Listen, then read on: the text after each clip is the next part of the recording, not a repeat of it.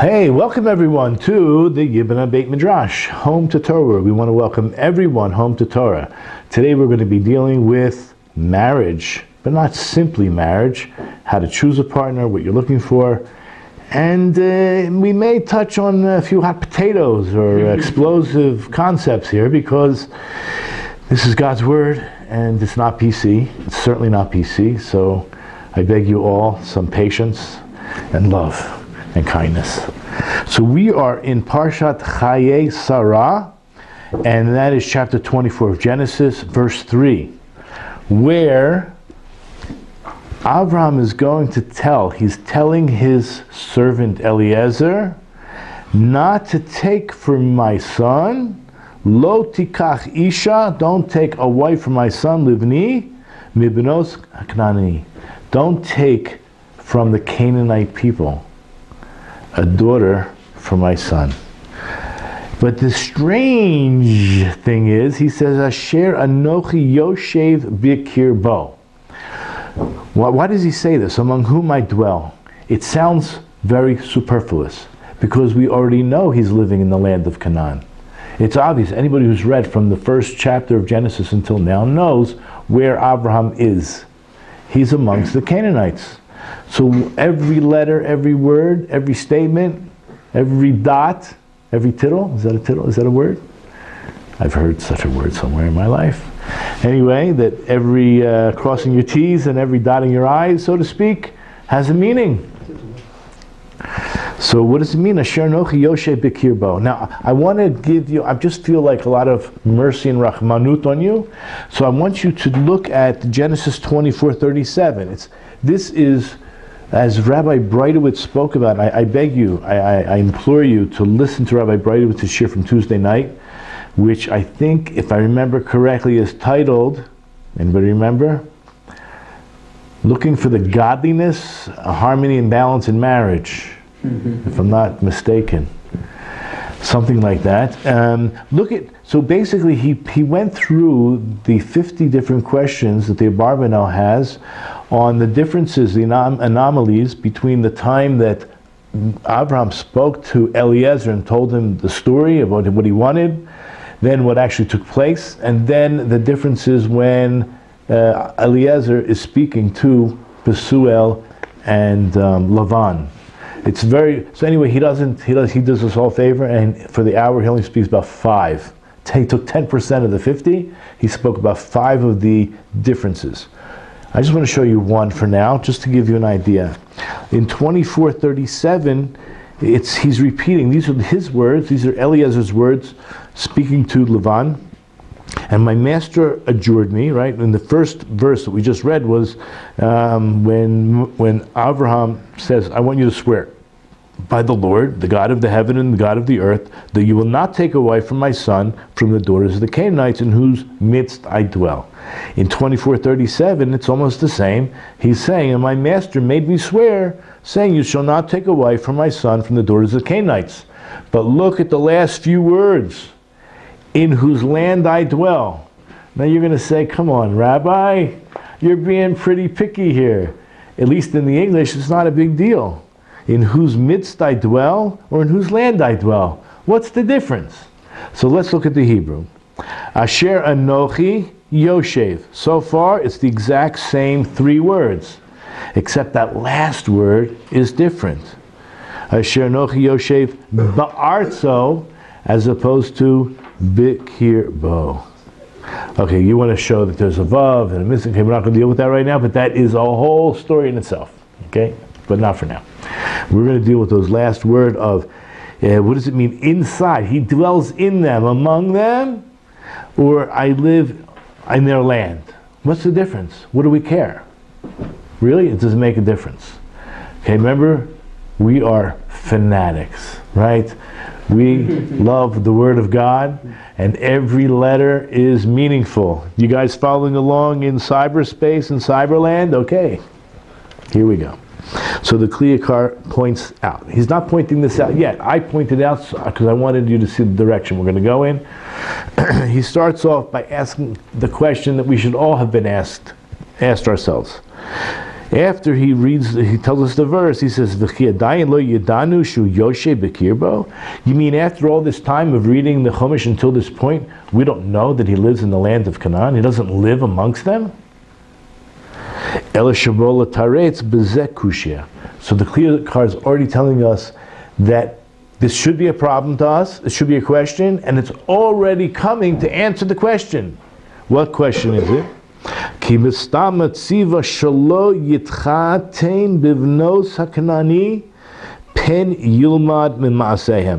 is it that Abraham did not want his son, his only son, his favorite son that he loves, that would be Isaac, not Ishmael, okay, not to marry the Canaanites? Because, as the Torah itself describes in Deuteronomy, where is it in Deuteronomy? Chapter 7, verses 3 and 4. It says, you shall not intermarry with them. Who's them? Pashat Pshat. It's talking about the Canaanites. You shall not give your daughter to his son, and you shall not take his daughter for your son. For he will turn away your son. It doesn't, in the Hebrew, it doesn't say grandson. I added that in, as you'll understand why. From following me, and they will worship the gods of others, and the wrath of the Lord will be kindled against you, and he will quickly destroy you. So when you come into the land, make sure you do not marry them. Don't intermarry with the non-Jew native population. Clear as mud, one of the 613 commandments. We keep that commandment like gold. Halavai. Okay. So, what's the reason for not marrying them? Because they're going to teach us. If you're living amongst them and you're intermarried with them, then you're going to, God forbid, move away from following God, right? You be turned away. Kederek shneimar in Torah, as we just read, Im kain ma yarviach im yisa isha min benos Lavan b'Suel. What benefit would there be if Abraham sends, not that he's sending his son, but he's sending Eliezer to bring a woman back from this area of the world? Okay, so in this area of the world, they're also idol worshippers. They also turn away from Hashem. What benefit is there if we're saying the whole problem is marrying the local population who's idol worshippers? What benefit is there to bring a woman from that area of the world back to here who's also idol worshippers? Is there any logic there? Kigam he ma'ovdei avodah zara, kamo hakanani. They're also idol worshippers, just like the Canaanites. Cain Amar. Now we're not going to understand it, but he's laying the groundwork. That's why it says, Asher anochi yoshe bekirbo, which I dwell in them, or amongst them.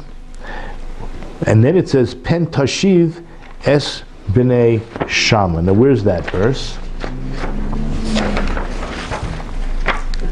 This is in Genesis 24:6, so it's not that far off. It's in number 5 on the source sheet. Avram said to him, beware lest you return my son back there. No matter what, Avram did not want his son going there. It's better for some reason, we don't understand why, for this woman, it's Rivka, our mother, for this woman he's looking to marry his son off to, should leave there and come here. What's the benefit there? Listen to what he says. Ki amar, pshita, im yisa b'ni isha mibenos kanani. If my son Yitzchak, my only son, my love, the son I love, would marry from the local Canaanite women, the very fact that I dwell here amongst them,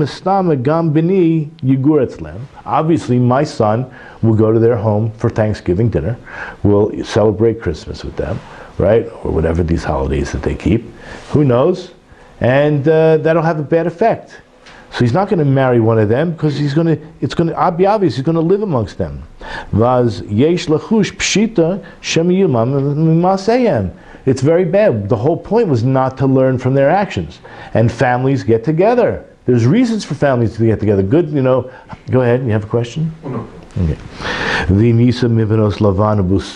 Now, if he marries a woman from far away, Yudur Etzlam, and she ends up living by Isaac ends up living with such people like Besuel and Lavan, as Yesh Gam Kain Licho Shemi Yoma Masayem. Then there's the same worry that if he's living with them, he's going to also learn from their actions. But here, what did he say? He doesn't want his son to go over there. He wants his son to remain here, married to a woman from there, bring her here. But when the situation is that he's going to marry a woman from there, the Yadur Khan, but they're going to live here, Az Memanavshach, then either way you look at it, it's called a win-win situation. What's the win-win? Ein Khan Beis Mechush. There's nothing to worry about. Kimin Lavan Besuel Lo Yilmad. Remember, if they're living here, so Rivka is no longer, or neither is Yitzhak, in the environments of Lavan and Besuel. They're here in Eretz Yisrael, in Eretz Canaan. So they're not going to learn the bad actions from the father-in-law and the brother-in-law. Sharei Lo Yudur Etzlam. Because they're not living over there by them. Umin HaKanani Lo Yilmad. And guess what? Even from the Kanani. So I know a lot of guys that get married and they lose all their friends, right? All of a sudden. But you know what? It's okay, because you just met your best friend. And you're going to spend that first year, maybe more, really building that relationship. Okay? She is your soulmate, your partner for life, hopefully. And so even the Kanani, when they go, they have a bowling party or whatever these different parties they have, a block party. So you're going to hang out with your wife instead of going and hanging out with all these people. Okay? So, Umina Kanani Lo Yomad, even from the locals he's not going to learn. Ki lo yelo hitarvut imahem. Because they're not going to fraternize, they're not going to hang out, they're not going to mix with their culture. The Adarabba, even the opposite is going to happen. Yistamu Oto, they're going to actually hate him. They're going to hate the Jew, they're going to hate Yitzhak. Why? You wouldn't even marry our daughter. You wouldn't marry her? There's a little bit of the enmity. It's a result. Yistamu Oto al shir lo ratu litchatein bam. That's just the way it is. Right? You're not willing to intermarry? You just want to stay in these little enclaves and marry your own? Hey, now you know why. Right? It's the way it is. We follow the way of God. We're a little bit fanatical. We read the Bible and we take it literally. We have a tradition, but don't take it personally. Don't take it personally. It's what God said. You take it out with Him. Okay? And the Kliyakar continues, Amnam yesh chasha acheres. However, there's another concern altogether, something else to worry about. Something else to worry about. And this is it. Shateva ha'avos nimshach gam lebanim. We're going to talk about nature versus nurturing. Nature I'll call the DNA. Nurturing is something that comes through education. Okay, we talked about this in the past. Nature is very difficult to change. It takes a lot of effort. So Rabbi Brayovitz also spoke about this, that you can learn the whole Talmud, right? That's drawing it in from the outside. It's harder to change a character trait, which is nature, than to learn the whole Talmud. I can tell you, the Vilna Gaon has expressed this many times, I've mentioned it, that the purpose of life is to do tikkun hamidos, right? Well, I thought learning Torah is the whole point, right? Get out of here. It's in order to work on yourself so you can refine yourself, right? To become a better person. That's what the Torah, it's an instruction manual on how you can fix your life and be a better person. That's what the Torah is. That's why you have to learn Torah, because it's going to bring you to a higher level, a refined person. Elevate the world, elevate yourself. So Teva, that's called nature, that is drawn down from parent to child, parent to child.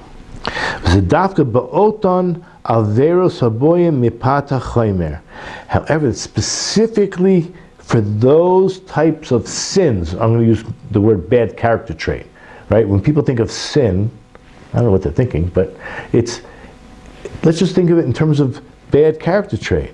It's coming because of the physicality of who we are, in terms of those sins that are passed down.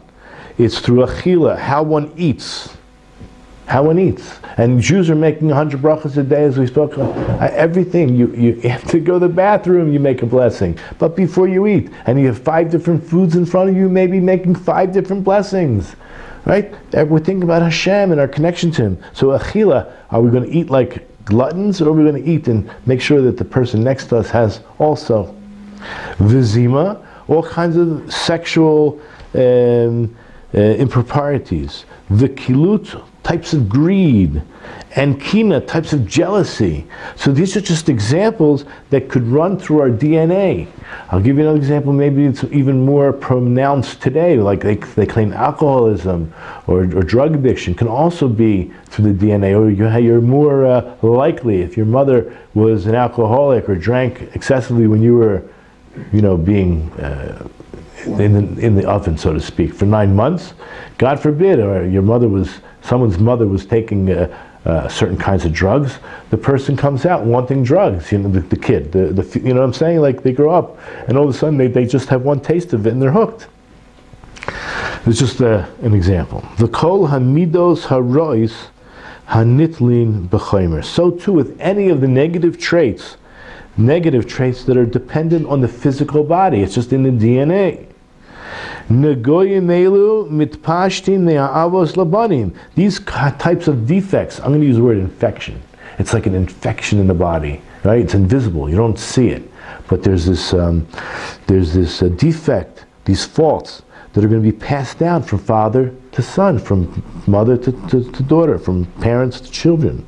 And so too, on and on to the grandchildren and on and onward. Avodah zara, whoa! It's like one of the worst sins, right? Idol worship. When it comes to idol worship, is it in the body?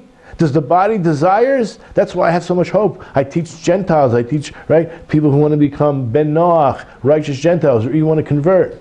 There's hope, because when it comes to idol worship, it's not in the DNA. You know what it is? It's davar toloi b'sichlo shel adam. It's something right here. All you got to get is the person to start thinking, activate. It's like you have a lawnmower. Pull, bang. All of a sudden, you might have to pull 5 or 10 times. And if it hasn't been used the whole winter, right, you might have to pull 20 times. And you might have to pull the choke and clean the filters. But eventually, the lawnmower is going to start, right? So too, the brain is like that thing that's dormant, right? Rav Noach Weinberg says, they're sleeping. Wake up! Right now, this may be the woke generation. Everyone's talking about waking up. Maybe it's going to have some reverberations through the world, right? Maybe people will start waking up. So we have to activate our brain. This is what he says. Davar toli b'sichlo. Now, the word seichel, as most Jews know growing up, even if they weren't religious, they know seichel means intelligence, thinking. But you know what? In Maharalian terms, the reason I'm adding that is because the Kliyakar was the Talmud Mufach, the prize student of the Maharal. Seichel means spirit, soul. So I would like to translate it as the spiritual intellect. That's what we need to awaken. Not just your spirit and not just your intellect, but both. Because they're really one and the same, but just think of it in that sense. Eno mitpashed me'avos labanim. This is not transferred from father to son, father to son. Now we do say that we're ma'aminim b'nei, ma'aminim, we are believers, children of believers. So we see that when it comes to faith, it's not really in the DNA. It could be because you're circumcised, because you come from people who have already refined their midos, like Abraham, Isaac, Jacob, and all our parents. They suffered greatly and they refined their midos, that it's there. Okay, but we're not perfect, and people have problems, and we all have the same trauma and issues that most of the other people in the world have. Okay, but there is some part of passing that test. There's schut avos. There's certain things, so that means the merit of our forefathers have trailblazed, have made it easier, so to speak, to come to that relationship with God. Okay, so before we go forward, I want to go backwards just a little bit. If we saw the verse, you're not allowed to marry a Canaanite. Clear? That was about the Canaanites. Where do we come up with this idea you can't marry any non-Jew? You follow my question? I'm not the one who asked it. It's in the Gemara. Okay? So I'm just reading the question over here. So let's read it. It's number 4 on the source sheet. It's in Kedushin 68b. So the Gemara asks a question with regard to Rabbi Yochanan's statement. Remember, wherever we are in the Gemara, there's always something came before, and if we spend time going there, we'll never get to the point. So we'll have to start midstream. The verse says, "Neither shall you make marriages with them." There's no doubt that's written regarding the 7 Canaanite nations. Where do we derive, from where do we know that betrothal does not take effect with other nations? In other words, it's not called a marriage. So the verse says, regarding general intermarriage, "For he will turn away your son from following me." So you might say, okay, that's fine. That means anyone who was going to turn away the children from following God properly.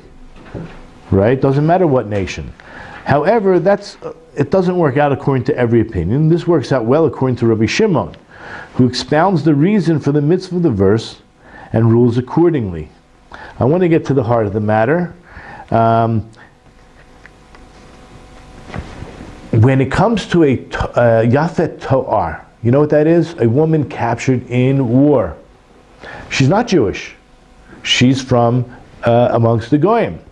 The verse says, right after you have a 30-day period, she's in mourning, she's making herself not look so beautiful, and it says after that, after the 30-day period, you may go into her and be your husband, and she shall be your wife. The verse here is inferring what? She can only be your wife, you can only take her as a wife, and you'll be your husband after what I'm going to call the conversion process. She doesn't even convert. That is the conversion process. So the same thing in terms of any conversion process. If she's not Jewish, you're not allowed to call her your wife. You're not allowed to marry her. And look at the, that's clear from that. I wrote, does everyone know who the Haradap is? I'm going to introduce you, for those who forgot for years ago, the Radap is Rabbi Aaron Dovid Poston. The Radap. Wow. So the Haradap notes, if you notice on page 2 in your source sheets, just above number 5, you may only marry her, take her as a wife, after the conversion process. Before that process is finished, it's forbidden. Clear as mud? Interestingly, if you look at the Rashi though, which is on page 1, when we went back to the idea of you shall not intermarry with them in Deuteronomy 7, verses 3 through 4, it's clearer through the verse. Now you may not see it, but it says like this. So you shall not intermarry with them. That's specifically the 7 nations. And then this is going to be general. You're not going to give your daughter to his son. Now it says your daughter, so any child born from your daughter who's Jewish will also be Jewish. The children of your daughter, even though the spouse is not Jewish, it runs through the mother. So the children, the grandchildren that come from your daughter are Jewish. So it says you shall not give your daughter to his son. And then it says you shall not take his daughter for your son. Now meaning your daughter-in-law is not Jewish. Okay? For your son. And then it says, he will turn away your son. It's your grandson. In other words, the produce, that which comes out of that marriage, meaning the non-Jewish woman. So what I decided to do is actually just focus on the Rashi, and he will explain it better. When it says, and he will turn away your son from following me, who's he? It's the heathen son. Meaning, for he will turn away your son, if it means the heathen son, it means your grandson. Because your daughter, it says, keep in mind, if he marries your daughter, then your daughter will turn away your grandson, whom your daughter will bear to him, from following me. So if he marries your daughter, the non-Jew, he's the one who's going to turn away your, I'm going to use the word son, but it means grandson, whom your daughter will bear to him. from following me. This teaches us what? That your daughter's son, born of a heathen man, is still called your son because he's Jewish, because it's your daughter's son. So that's not a problem. But what about your son's son? So in other words, he married a non-Jew. So this grandson is born from a heathen woman, is not called your son, but it's called her son. Okay, so the scripture does not use her son anywhere here. So scripture says, do not give your daughter to his son, and do not take his daughter for your son. So it follows what? When it says, for he will turn away your son, that's what it means. However, referring to do not take his daughter, that means the female will be the seed carrying and the children will be from her. It doesn't say she will turn away your son, because it's not your son. You follow? It's not your son. It's not related to you. It's a non-Jewish grandson from a female non-Jew. Okay, so I just beg you, if we went through too quickly, refer back to Kedushin 68b to get better clarity on that. We'll move on. Okay. Okay, this is one of my favorite Gemuras in Kedushin Lamed Amid Bet. It says there are three. We're going back to this idea. There are three partners in man, as I refer to as the Holy Jewish Trinity. That what? The Chomer Bo Min Av V'Eim. Since we're talking about Teva, nature, versus nurture, which is more spiritual, philosophical of nature. So there are three parts of man. Two of the parts are a physical part. That means from the mother and the father. Lefikach kol maaseh avos toluim b'chomer yirshu banim. That every aspect of the physical part of a human is coming from your parents, your physical parents. What about the spirit? God breathed into us the spirit. So that third part of this Holy Trinity is coming from God Himself. Now on the source sheets I have here, if you can see it, so the word Adam is Aleph Daled Mem. 45, right? So we have an Aleph is 1. You have the word, Aleph Daled Mem. Aleph is 1, Daled is 4, and Mem is 40. So if you actually look at it like this, the word mother is 41. It's Aim. And the father is 3, so that's Aleph Bet 3. So now you have 44. And the Aleph is 45. So you have in man, and we're going to see the Gemara here, that the man gives forth the white stuff, which attributes or fills up the bones and the teeth and the whites of the eyes. Thank you, Yehuda. What will we do without you? You have to keep coming back, because you know, remember, it works if you work it. And what about the mother? She gives forth the blood, the red. So your flesh, your blood, that's coming from her. And what about the spirit? I want you to look at the letter Aleph for a second. The Aleph has a Vav like this and two Yuds. So the gematria of Aleph itself, obviously not the gematria of Aleph, is either 1 or 111. But the word, the letter Aleph, symbolizes the 26. 6 plus 20, 32 tens. What's 26? It's the Yud and the Hey and the Vav and the Hey. Okay, God is 1. So this is very important. If we go back to, I'm not sure if it's back. Yeah, I think it's on the other page. So look at number 6 and number 7 for a second. So then in the Kedushin 30b, it pretty much mentioned what I said, and so too the equating one's attitude towards his parents. In other words, this is a great question. You have on the tablets, you have what we call the 10 commandments, but they're not commandments, they're statements. Fine. So did you know that the first one and the 6th one are parallel, and the 2nd and the 7th are parallel? We've discussed this many times. And the 3rd and the 8th, I'm going through it right, and the 4th and the 9th. So where are we going with this? So we say that the first set, one side, the first 5 is Vein Adam Le makom, between God and man, and the second set is between man and man. So what's the fifth? Which is Adam. Honor your parents. And yet, what did we say? The first set, the first five is between man and God. If I ask you simply, honoring your parents, is that a between God and man mitzvah, or is it between man and man mitzvah? Simply, you would have thought that it must be in between man and man mitzvah, but now you have to think differently, right? You have to think like a Jew, right? Let's jumpstart that lawnmower, right? So if it's, right, it's consistent, there's integrity here. So how can it be? So one of the things, God didn't have to have us created with parents, right? He can just snapped his fingers, blinked his eyes, whatever he wanted. But we have parents, and they're going to change our diaper, and we're going to remember that they took care of us when we were sick, and we have to take care of them, right? But it's all about our relation with God. It's there to, and a lot of us have trauma. A lot of us, why do we have such difficulty in our relationship with God? Because we never really fully got over a lot of our issues when we were kids. And anyway, so I'm available. You can call me. We can have some sessions.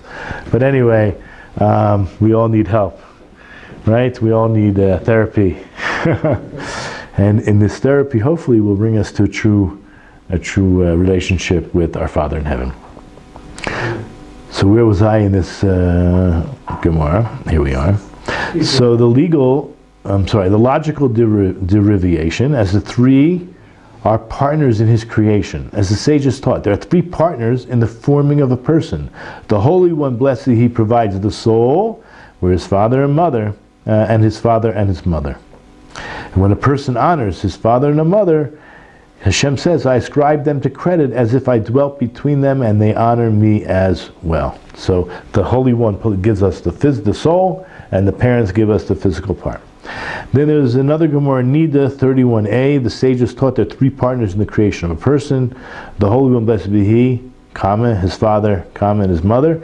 His father emits the white seed, for which the following body parts are formed. The bones, the sinew, the nails, and the brain that is in his head, and the white of the eye. His mother emits red seed, from which is formed the skin, the flesh, the hair, and the black of the eye.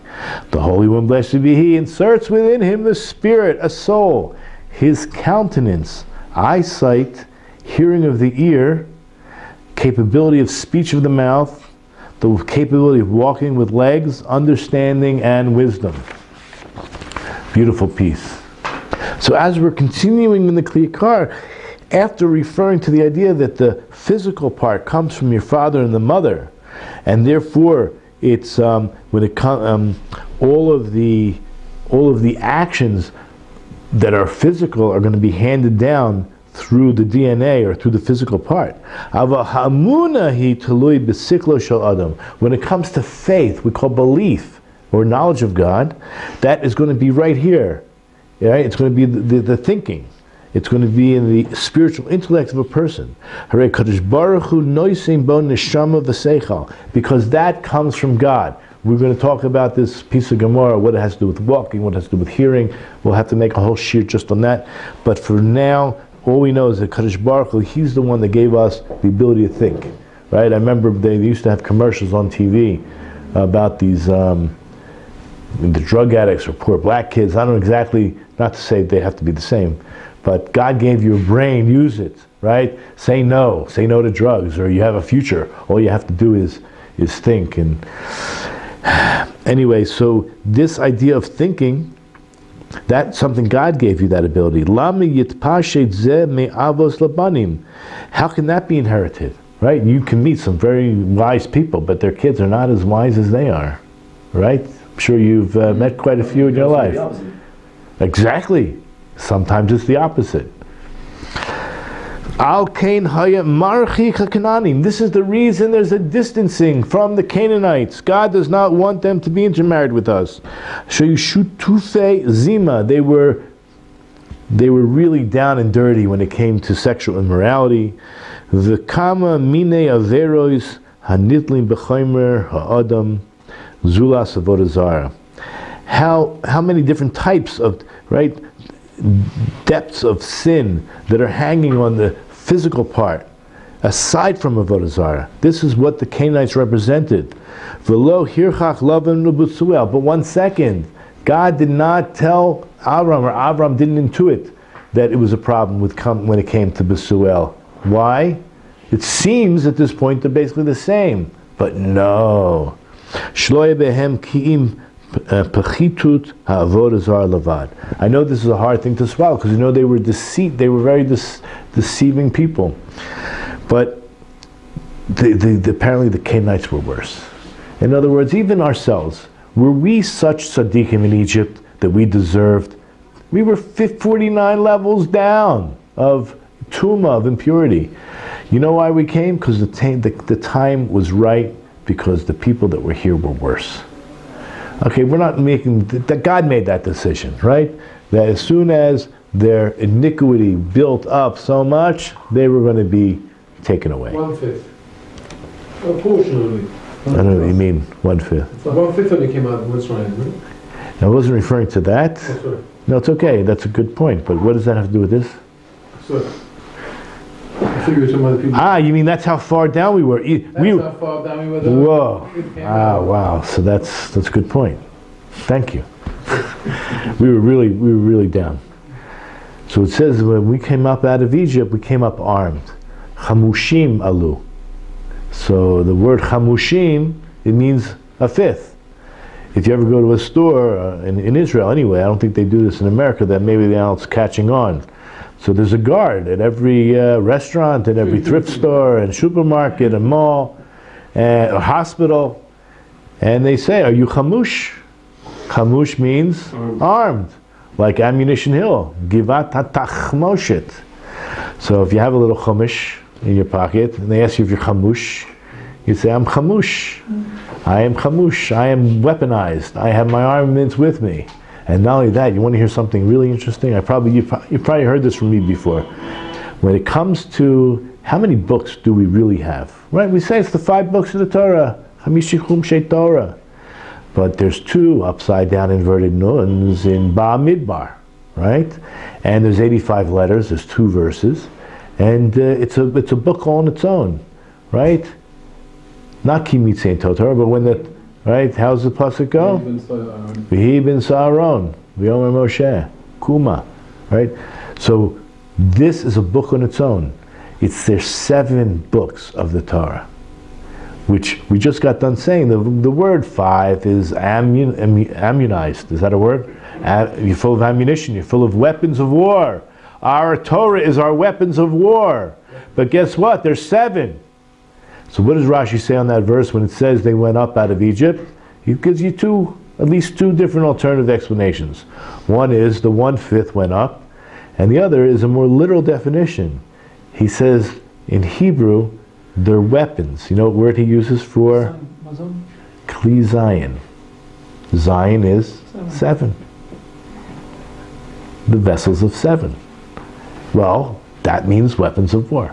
So either way you look at it, whether it's 5 or 7, because it's both.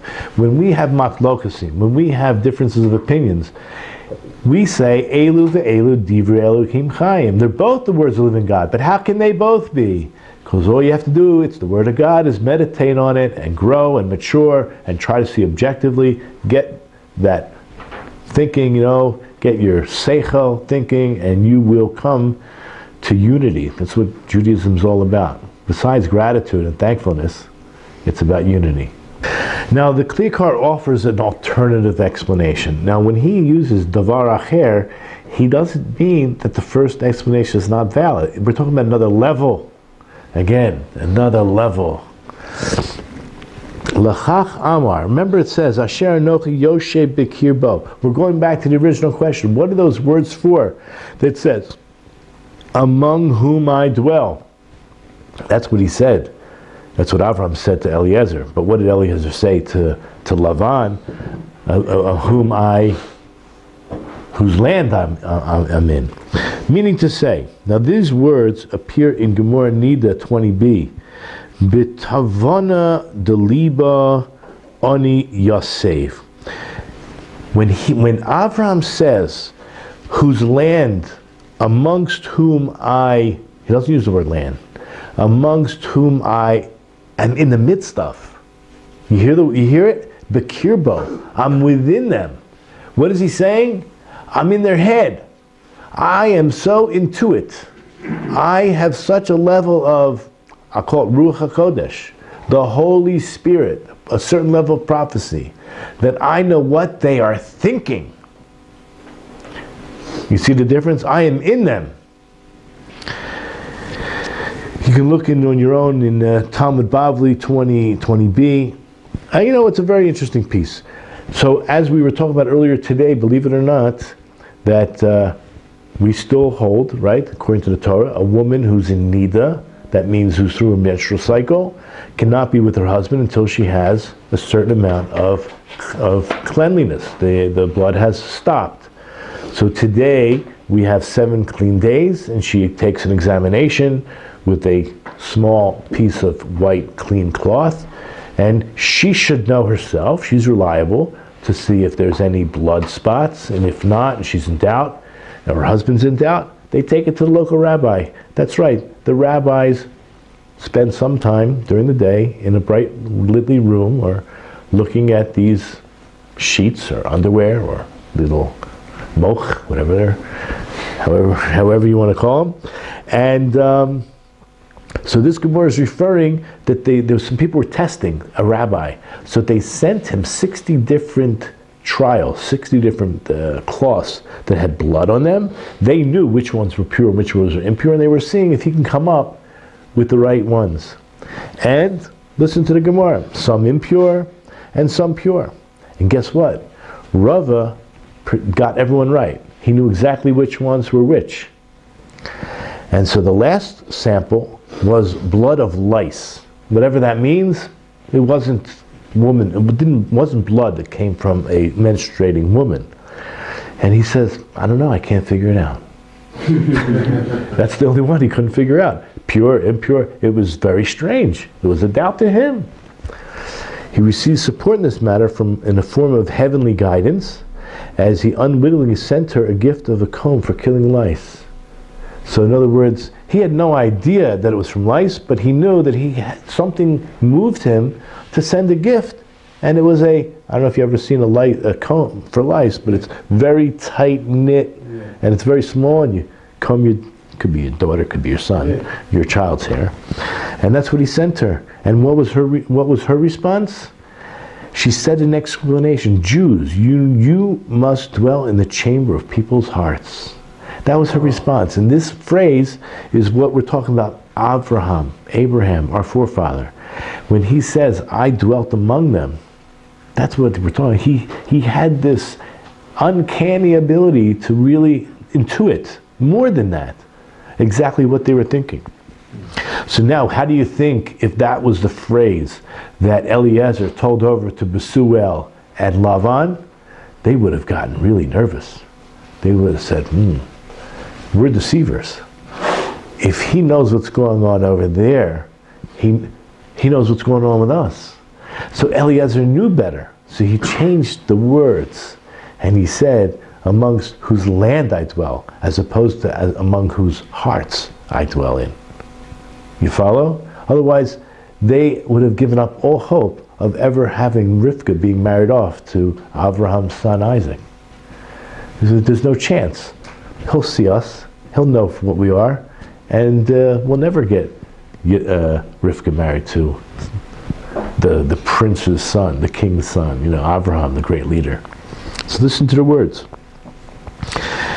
Anochi kol ma'asehim u'machshavtehem lifanai ba'ah. As if Abraham was saying, all of their thoughts and all of their actions, I know everything. It's as if it's before me. Ki ulai lamare einayim tishpot. Perhaps this vision, my eyes will see. Ki yesh beinehem tzvuim ha'oisim ma'aseh zimri mevakshim schar Pinchas.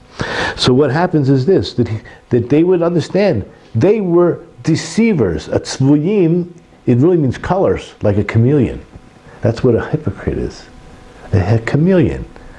Right? I'll be for those who, that's what they want to hear. And those guys, I'll be something else. I'll be what they want to hear.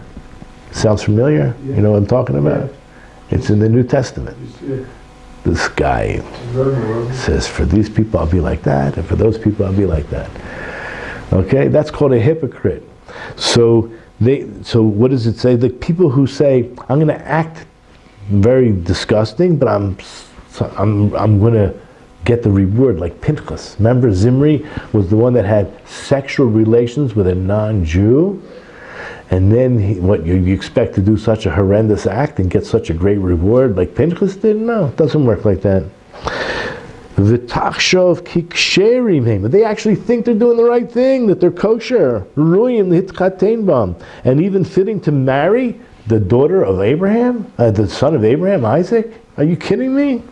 Al Kain Amar. This is what Abraham was saying. Kim vasari echad, through flesh, even within my flesh, I can see Baruch HaKodesh alai, through the Holy Spirit that's upon me. She'ein behem oisei tov gam echad. They don't have one bit of good in them. They knew it. For them, they knew they weren't worthy.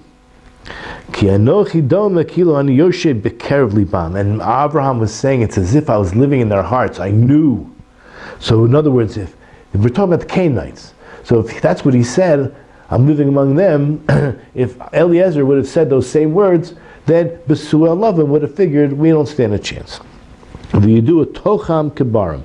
He knew that their insides were just like their outsides, meaning, that their Tocham, right, that they were, insides were bad, okay? Their actions were bad, their hearts were bad. Al Kain Shina Eliezer Vomer. This is why Eliezer changed the words. What does he say in chapter 24, verse 37? Asher nochi yoshe biartzo. He doesn't tell Besuel and Lavan that Abraham, my master, dwells in their hearts, but rather my master Abraham, he's the one who dwells amongst them in their land. Kadesh lo yomru Lavan and Besuel, in order that Lavan and Besuel do not say, if that's the case, Shenavi hu boichen libois, such a prophet who's able to understand what goes on in the thoughts and hearts of man. Anachnu ramoyim, we're deceivers. We're like the chief deceivers. Avolo yoyil lanu ramou shalanu. But guess what? We won't have any chance in negotiations, right? We don't have any chance in trying to rip off Abraham, trying to take advantage. Ki yodea kol ma shebelibenu. Abraham would know everything we have in our hearts. And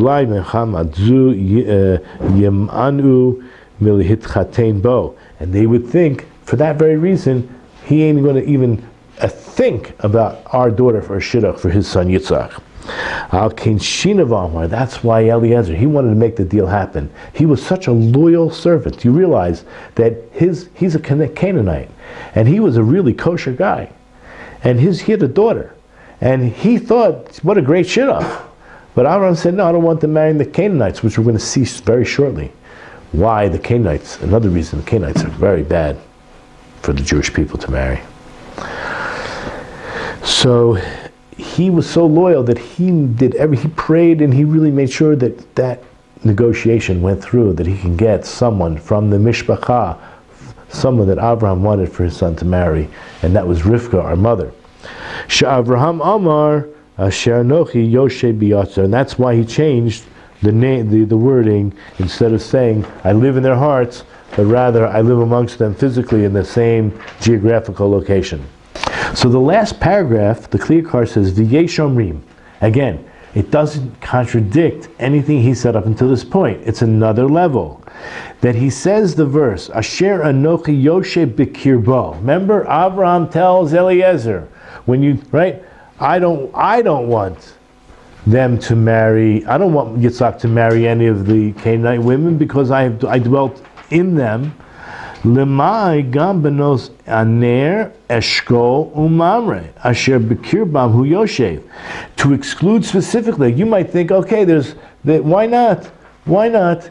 These are okay, these are kosher guys, Mamre, Eshkol, these are friends of Avraham. They were advising him, they were his pals, they sat in the heat of the day and played backgammon while waiting for guests, where they learned Torah.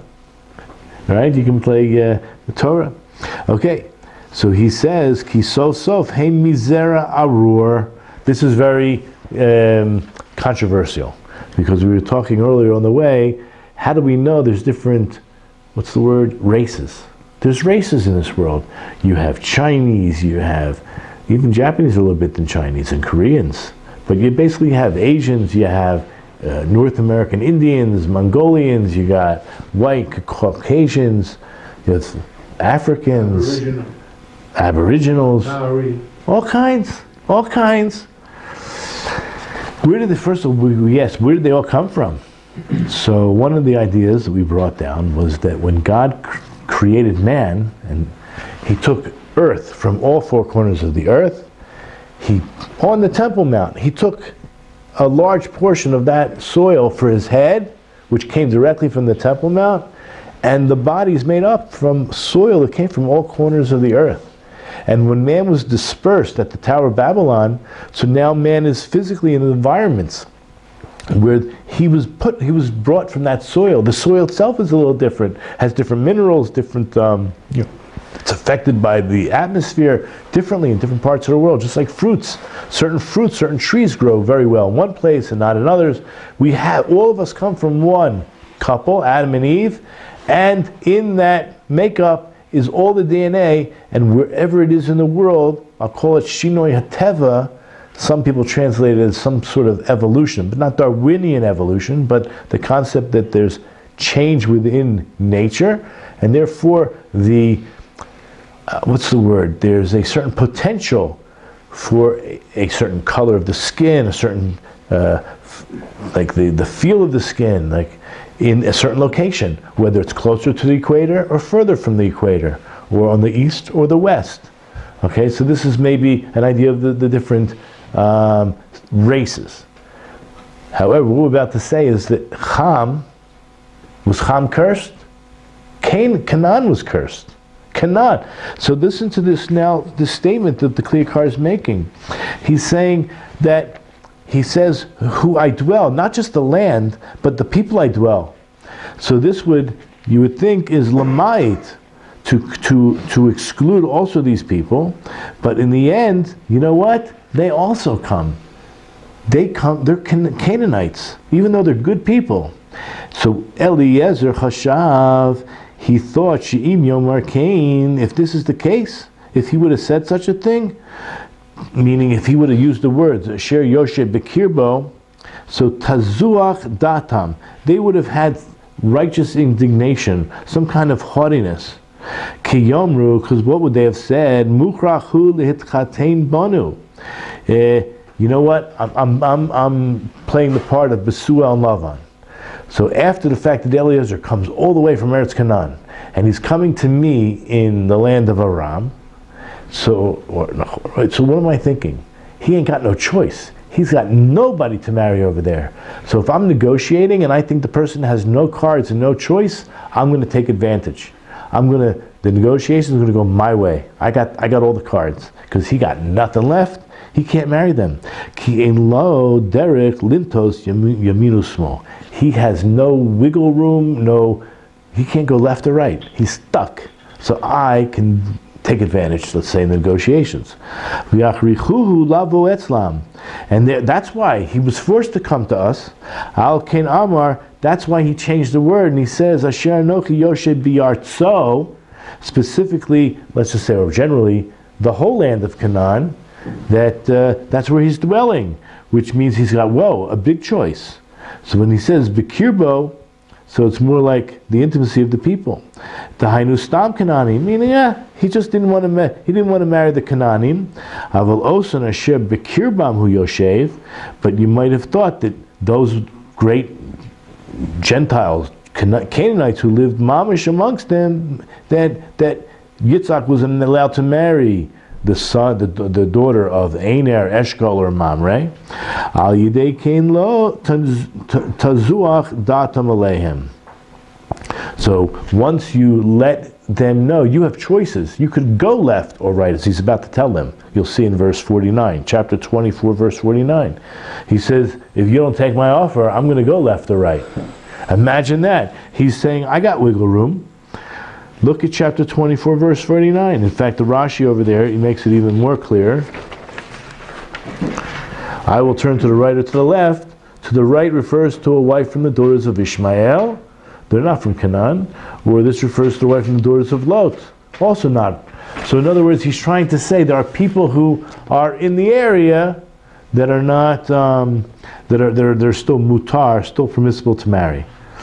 And that's why he says, as I mentioned, Ve'efna al yamin al, small, I can turn to the left or to the right, to teach you sheyesh yamino small lefanav, that he had wiggle room. Avamet shelo hitir lo mimnos aner eshko umamre, but because these three good friends of Avram, they might have been righteous guys, but they were Canaanites, and they could not marry their Yitzhak. Now I just want to refer, what is this idea that Canaan is cursed? What did Canaan do? What did he do? So I have here a whole list of things that he did according to Aish.com. If you haven't seen Aish.com, I recommend you to go on to that website if you have any questions about Judaism. First of all, it was Ham that may have castrated or sodomized Noach. We're not even sure what happened. We have different traditions. Maybe he did both. So look at Genesis 9:25. It says, "Cursed be Canaan, that he should be a slave among slaves to his brethren." We're going to see in this compilation of Aish, I think it's very interesting, the different opinions. But look at Rashi. Why is Canaan cursed? You have caused me to be incapable of begetting another fourth son. So it might not be that Canaan actually did it, but Noach had three sons, and he was incapable of having a fourth son because he was either castrated or somehow incapable of having more children. So cursed be your fourth son, that he should minister to the children of these older ones, upon whom the burden of serving me has been placed from now on. Now what did Ham see? That he crashed, like assuming that Ham castrated his father. Assuming. So he said to his brothers, the first man, that was Adam, had two sons. One killed the other, so as to inherit the world. And our father has three sons, and yet he still wants more kids? So let's assume that it was Ham. But why was Canaan the one that was cursed?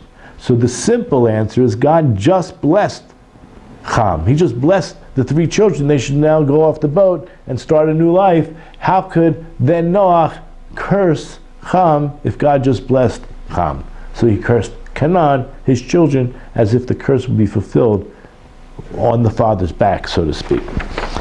So let's look at the question that was posed to Aish.com. When Noach did become drunk and was uncovered, wasn't it Ham who saw him? So if that's the case, why was Canaan cursed? Why not Ham himself? So the first of 6 answers. Since God had already blessed Noach and his 3 sons, that's in chapter 9:1, Noach couldn't undo it. It just wouldn't be right. So instead he cursed one of Ham's son. That would be like an indirect punishment to Ham. Number 2, Canaan was the first one to see Noach, meaning naked, and rather than dealing with it properly, he told his father, who sinned further, meaning Ham. So Canaan instigated whatever happened, whatever Ham did. Thus, Ham was cursed in particular through his son. Fine. Number 3, that it was actually Canaan that sinned against Noach, either by castrating or possibly sodomizing. You can find this in Sanhedrin 70a. It was Ham who only saw and perhaps mockingly spread the word, which is not proper to do. Number 4, that in the ark, Noach suffered greatly under the workload and he wished to have a 4th son to serve him. He hoped to have one after the flood, but now this opportunity was denied. He cursed Canaan, in effect saying that just as Ham denied him a 4th son to serve him, so too his 4th son would not serve his father, but would be forced to serve everyone else in the world. Number 5, Noach saw prophetically, this is very interesting, that prophetically he saw that the Canaanites would be the most accursed of Ham's descendants, just as our forefathers saw their lowliness and eschewed them. Thus the status of slavery was most appropriate for them. So this sounds I never heard this before, that Noach as a prophet was prophesizing that this particular race or this particular group of people would be the slaves of slaves. They would really have a hard time in this world, as a prophetic vision. And number 6, the Canaan was the only son of Ham who had already been born. So Noah cursed the son because he had decreed servitude on him, on Ham. It would not have affected a child who had already been born. And had he no more children, the curse would have affected no one other than Ham himself. In other words, as long as he was still the only son at the time, that's who he cursed. And Noah cursed Ham's firstborn, his maid progeny, to ensure that the curse would actually take effect. So I'm talking about marriage, I'm talking about work. It's the work itself is what brings you close to not just your wife. Your wife is who you are. She's your tikkun. She is going to be your judge and your executioner as well. No, seriously. She is din, and she is going to help you perfect your midos. I don't know how, I'm talking to a bunch of single guys here, some of them. I don't know how you can live a religious life, honestly, and think about the way that the Vilna Gaon expresses. Life is about tikkun and midos. You get up every morning, you look in the mirror, and you say, how great I am. I'm like the best thing that God made, right? But when you have a wife, she has a little bit of a different take. She sees your warts. Her job is to tell you what you need to. She's the Eliezer Kenegdo. Right? Rabbi Breitowitz talked about this. She's help against you. What does that mean to be a helpmate against you? Without friction. What do we say? I showed you that t-shirt. It says in comfort zones. Nothing great ever came from comfort zones. Sure. Right? In America they have comfort zones. You know what that's about? I have no idea. Safe space, right? Nothing ever great came from safe spaces, right? There has to be friction. Right? Even we're all men. I mean, I'm sure there's women watching this, right? What greatness comes from friction? Unbelievable, right? It's the way it works. Okay, and we'll sign off, wishing everyone a Shabbat Shalom and a great life and a truly blessed Shalom bias for everyone. Shabbat Shalom.